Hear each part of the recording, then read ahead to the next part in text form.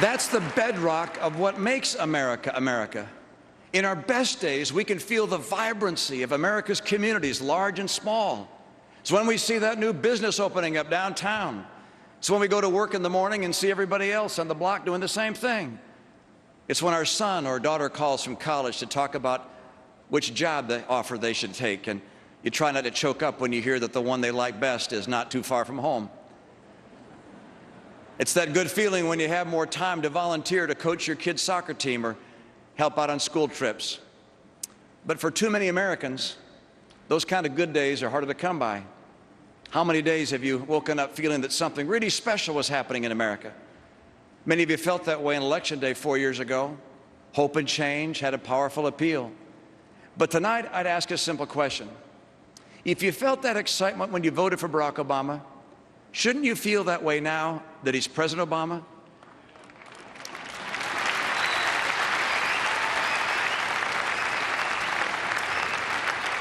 You know there's something wrong with the kind of job he's done as president when the best feeling you had was the day you voted for him.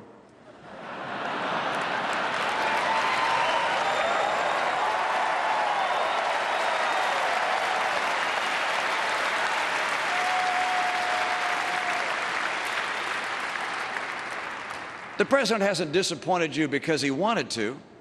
The president has disappointed America because he hasn't led America in the right direction. He took office without the basic qualification that most Americans have, and one that was essential to the task at hand. He had almost no experience working in a business. Jobs to him are about government.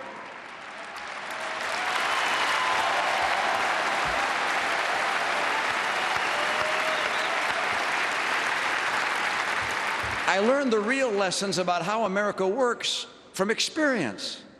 When I was 37, I helped start a small company. My partners and I had been working for a company that was in the business of helping other businesses. So some of us had this idea that if we really believed our advice was helping companies, we should invest in companies. We should bet on ourselves and on our advice. So we started a new business called Bain Capital. The only problem was, while we believed in ourselves, not many other people did. We were young and had never done this before, and we almost didn't get off the ground. In those days, sometimes I wondered if I'd made a really big mistake. By the way, I'd thought about asking my church's pension fund to invest, but I didn't. I figured it was bad enough that I might lose my investors' money, but I didn't want to go to hell, too.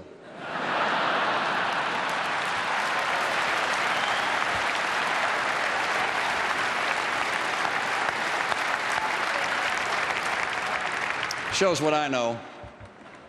Another of my partners got the Episcopal Church pension fund to invest. And today there are a lot of happy retired priests who should thank him.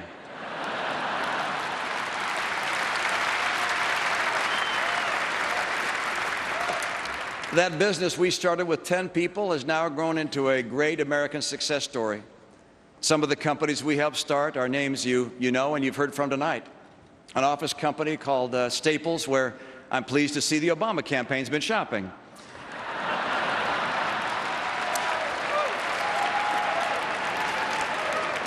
The Sports Authority, which of course became a favorite of my boys.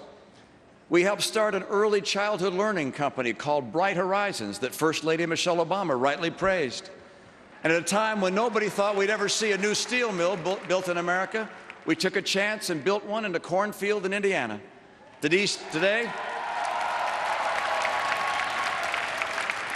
Today, Steel Dynamics is one of the largest steel producers in the United States. These are American success stories. And yet the centerpiece of the president's entire re-election campaign is attacking success. Is it any wonder that someone who attacks success has led the worst economic recovery since the Great Depression?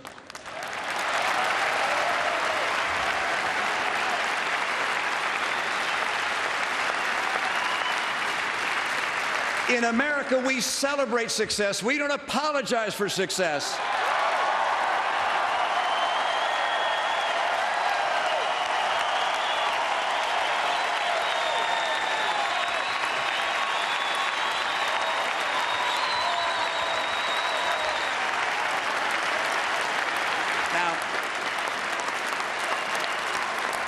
Now, we weren't always successful at Bain, but no one ever is in the real world of business.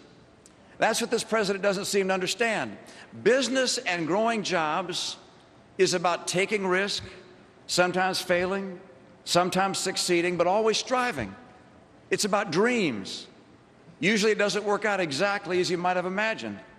Steve Jobs was fired at Apple, and then he came back and changed the world. It's the genius of the American free enterprise system to harness the extraordinary creativity and talent and industry of the American people with a system that's dedicated to creating tomorrow's prosperity, not trying to redistribute today's.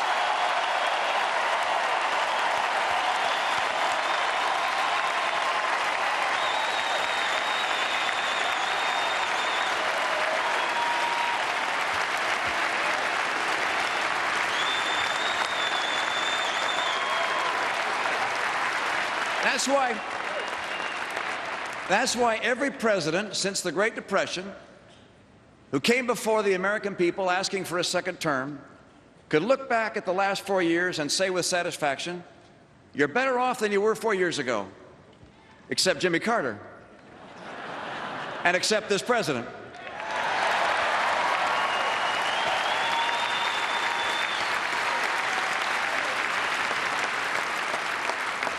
This president can ask us to be patient.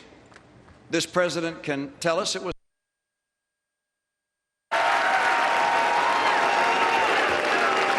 his trillion-dollar cuts to our military will eliminate hundreds of thousands of jobs and also put our security at greater risk. His $716 billion cut to Medicare to finance Obamacare will both hurt today's seniors and depress innovation and jobs in medicine. And his trillion-dollar deficits, they slow our economy, restrain employment, and cause wages to stall. To the majority of Americans who now believe that the future will not be better than the past, I can guarantee you this: if Barack Obama is reelected, you'll be right.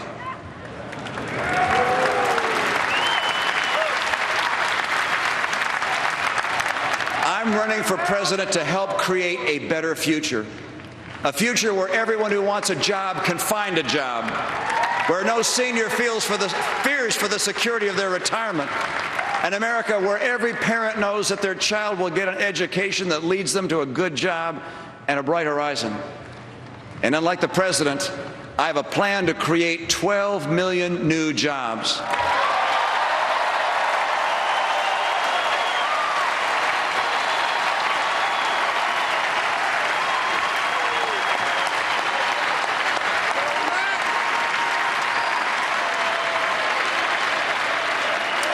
Paul Ryan and I have 5 steps.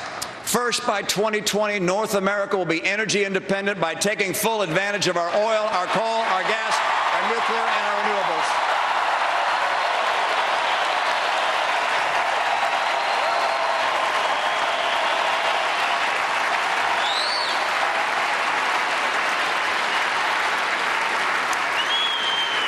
Second, we'll give our fellow citizens the skills they need for the jobs of today and the careers of tomorrow. When it comes to the school your child will attend, every parent should have a choice and every child should have a chance.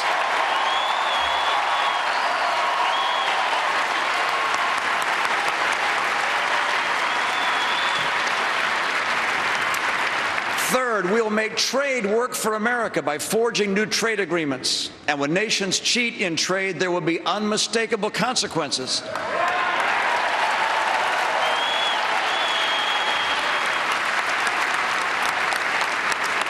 And fourth, to assure every entrepreneur and every job creator that their investments in America will not vanish as have those in Greece, we will cut the deficit and put America on track to a balanced budget.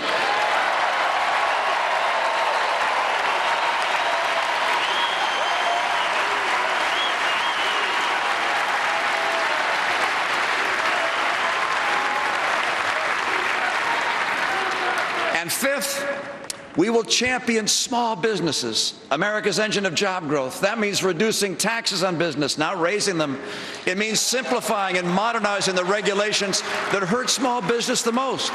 And it means that we must rein in the skyrocketing cost of health care by repealing and replacing Obamacare.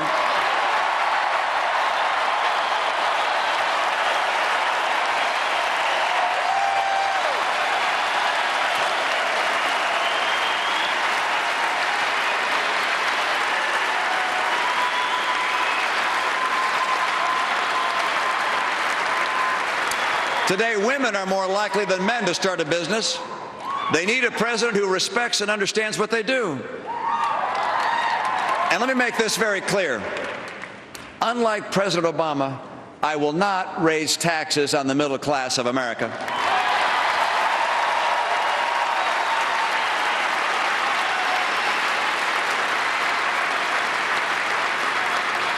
As president, I'll protect the sanctity of life. I'll honor the institution of marriage.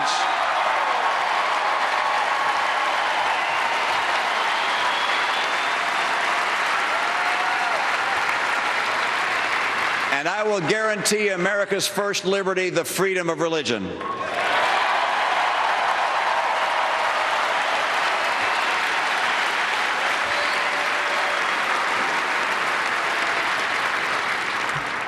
President Obama promised to begin to slow the rise of the oceans.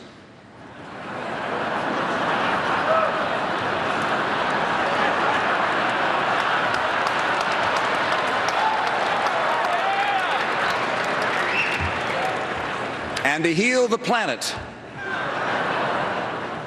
My promise is to help you and your family.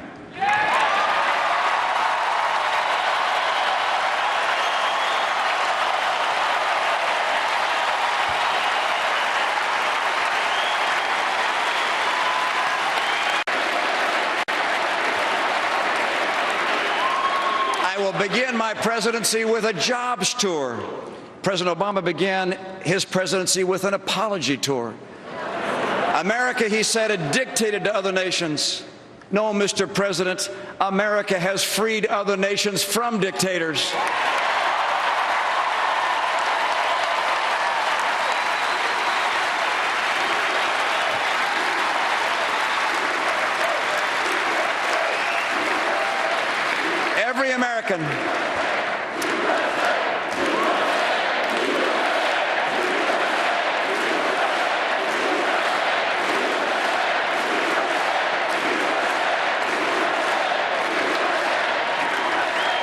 Every American was relieved the day President Obama gave the order and SEAL Team 6 took out Osama bin Laden.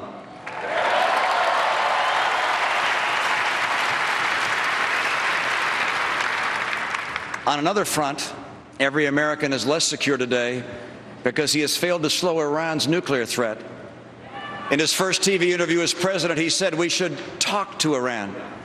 We're still talking, and Iran's centrifuges are still spinning. President Obama has thrown allies like Israel under the bus, even as he has relaxed sanctions on Castro's Cuba. He abandoned our friends in Poland by walking away from our missile defense commitments. But he's eager to give Russia's President Putin the flexibility he desires after the election.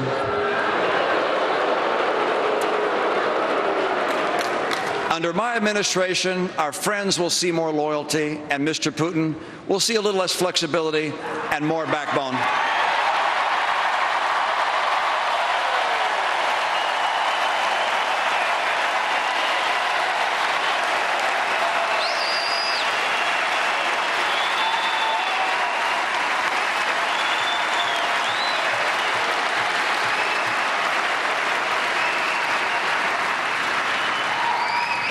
We will honor America's democratic ideals because a free world is a more peaceful world.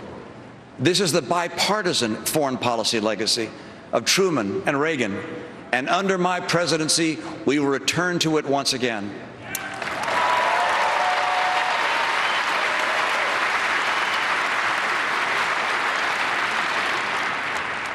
You might have asked yourself if these last years are really the America we want. The America that was won for us by the greatest generation. Does the America we want borrow $1 trillion from China?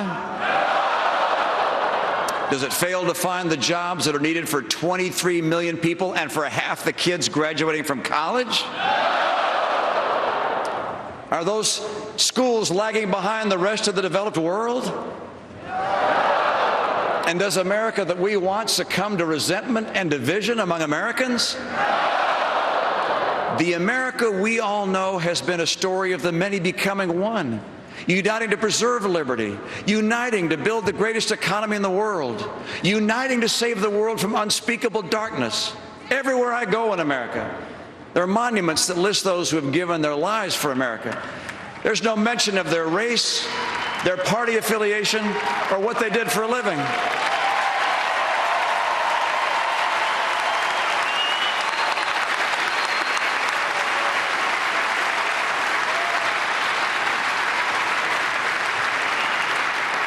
They lived and died under a single flag, fighting for a single purpose. They pledged allegiance to the United States of America. That America, that united America, can unleash an economy that will put Americans back to work, that will once again lead the world with innovation and productivity, and that will restore every father and mother's confidence that their children's future is brighter even than the past. That America, that united America, will preserve a military that's so strong no nation would ever dare to test it.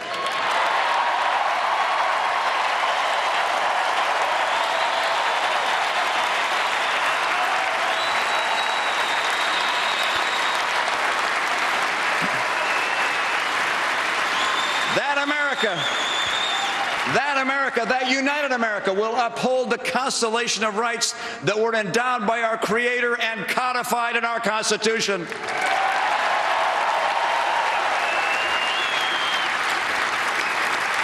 That united America will care for the poor and the sick, will honor and respect the elderly, and will give a helping hand to those in need. That America is the best within each of us. That America we want for our children. If I'm elected President of these United States, I will work with all my energy and soul to restore that America, to lift our eyes to a better future. That future is our destiny. That future is out there. It is waiting for us. Our children deserve it. Our nation depends on it. The peace and freedom of the world require it. And with your help, we will deliver it. Let us begin that future for America tonight. Thank you so very much. May God bless you. May God bless the American people, and may God bless the United States of America.